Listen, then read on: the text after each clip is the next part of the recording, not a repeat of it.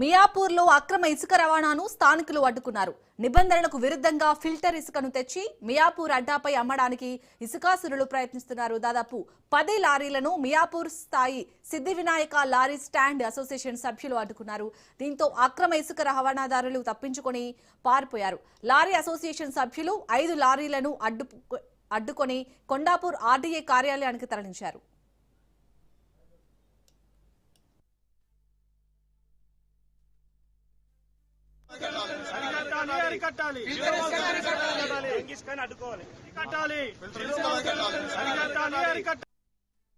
Union association ద్వారా మేము తీసుకున్నటువంటి చర్య ఏంటంటే మియాపూర్ అడ్డ మీదకి వస్తున్నటువంటి అక్రమంగా తరలిస్తున్నటువంటి ఇసుకను మేము ఎన్నోసార్లు వీళ్ళకు చెప్పడం జరిగింది, కంప్లైంట్ ఇవ్వడం జరిగింది, వీళ్ళకు వార్నింగ్ ఇవ్వడం కూడా జరిగింది.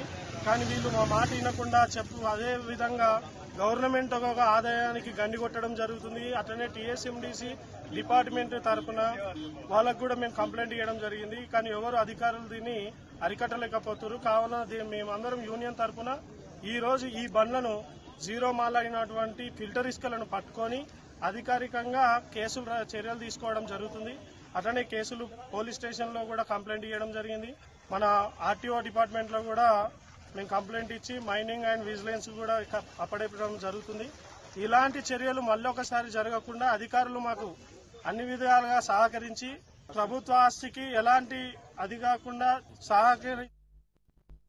ఇక మియాపూర్ లో అయితే అక్రమ ఇసుక రవాణాను అక్కడి స్థానికులు అడ్డుకున్నారు. దీనికి సంబంధించి పూర్తి డీటెయిల్స్ ని మా ప్రతినిధి ప్రవీణ్ అందిస్తారు. ప్రవీణ్, అసలు ఆ 10 లారీలు ఎవరివి? ఆ డీటెయిల్స్ ఏమైనా తెలిసాయా?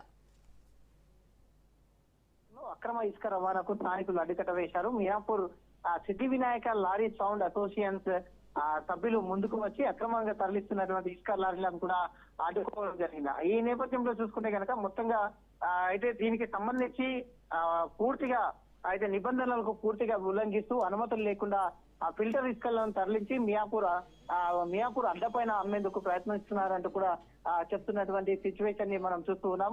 అదేవిధంగా కేటగాళ్లు అక్కడి నుండి తప్పించుకొని పరారైనట్టుగా కూడా తెలుస్తుంది. ఈ నేపథ్యం చూసుకుంటే కనుక అయితే తప్పించుకుని 5 లారీలు స్వాధీనం చేసుకున్నారు. అసోసియేషన్ సభ్యులు వాటిని కొండాపూర్ ఆర్టీఏ కార్యాలయానికి కూడా తరలించి దర్యాప్తు అనేది చేస్తున్నారు. అక్రమ ఇసుక రవాణా వలన రహదారుల పైన ప్రమాదాలు జరుగుతున్నాయంటూ, అలాగే ప్రభుత్వ ఆదాయానికి భారీ ఎత్తున నష్టం కూడా వాటిల్లుతుంది అంటూ కూడా స్థానికులు ఆందోళన వ్యక్తం చేస్తున్నారు. ఈ ఘటన పైన సంబంధిత అధికారులు తక్షణమే చర్యలు తీసుకోవాలంటూ కూడా వాళ్ళు డిమాండ్ చేస్తున్నారు. ఇదంతా ఇంకా అయితే కొనసాగుతూనే ఉంది. నిరంతరంగా కొనసాగడం వలన అధికంగా లారీలు వస్తున్న క్రమం లోపల ఇటు స్థానికులు కూడా నడవలేని పరిస్థితిలో ఉంది. వాహనదారులకు కూడా తీవ్ర ఇబ్బందులు ఎదురవుతున్నాయి.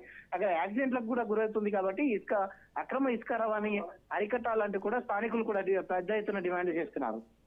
Right, thank you Praveen.